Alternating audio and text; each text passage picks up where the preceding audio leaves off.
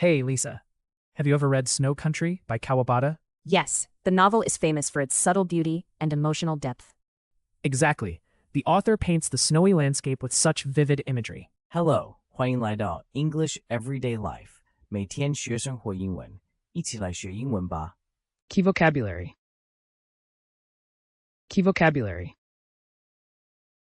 Key vocabulary. Hey, Lisa. Have you ever read Snow Country by Kawabata? Yes, the novel is famous for its subtle beauty and emotional depth. Exactly. The author paints the snowy landscape with such vivid imagery. And the emotions are so fragile, almost like the snow itself. Do you think you could use those descriptions in daily life? Maybe in your diary? Totally. Yesterday I described my office as a modern snow country because the AC was freezing. That's brilliant. I should try writing that my morning coffee is my only warmth in this icy world. What I love is how the writer captures loneliness without being dramatic. True. Sometimes, just a silent moment between the characters says more than words. But if I sit in silence too long at work, my boss thinks I'm daydreaming. Just say you're contemplating the transient nature of beauty. Great idea. Maybe I can get away with deep quotes from the novel. Let's challenge ourselves today. Describe our lunch with poetic language, snow country style. Deal. If my sandwich becomes a lonely traveler across a snowy plate, you'll know I succeeded.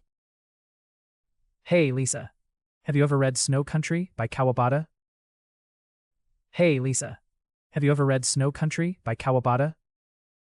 Hey, Lisa. 你有读过川端康成的雪国吗？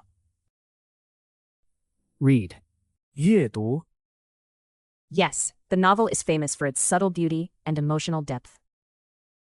Yes, the novel is famous for its subtle beauty and emotional depth. 有啊，这本小说以细腻的美学和深刻的情感闻名。Depth. 深度。Exactly. The author paints the snowy landscape with such vivid imagery. Exactly. The author paints the snowy landscape with such vivid imagery.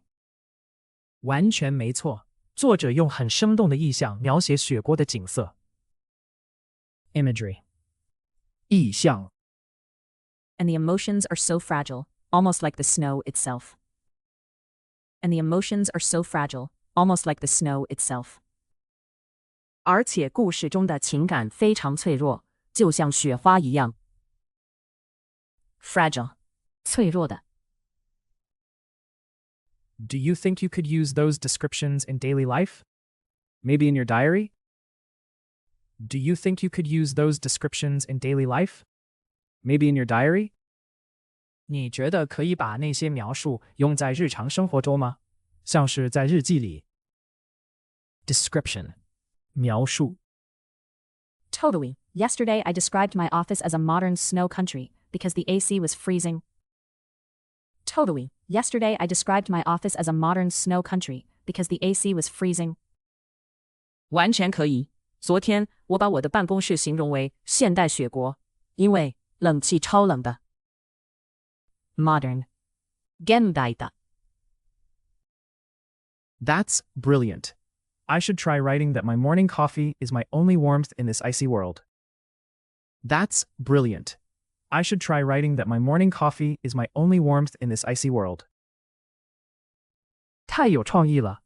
我也应该试着写早晨的咖啡是这个冰冷世界里唯一的温暖。Warmth. 温暖。What I love is how the writer captures loneliness without being dramatic. What I love is how the writer captures loneliness without being dramatic. 我最喜欢的是作者描写孤独的方式不会过于戏剧化。Dramatic. 戏剧性的。True. Sometimes, just a silent moment between the characters says more than words. True. Sometimes, just a silent moment between the characters says more than words.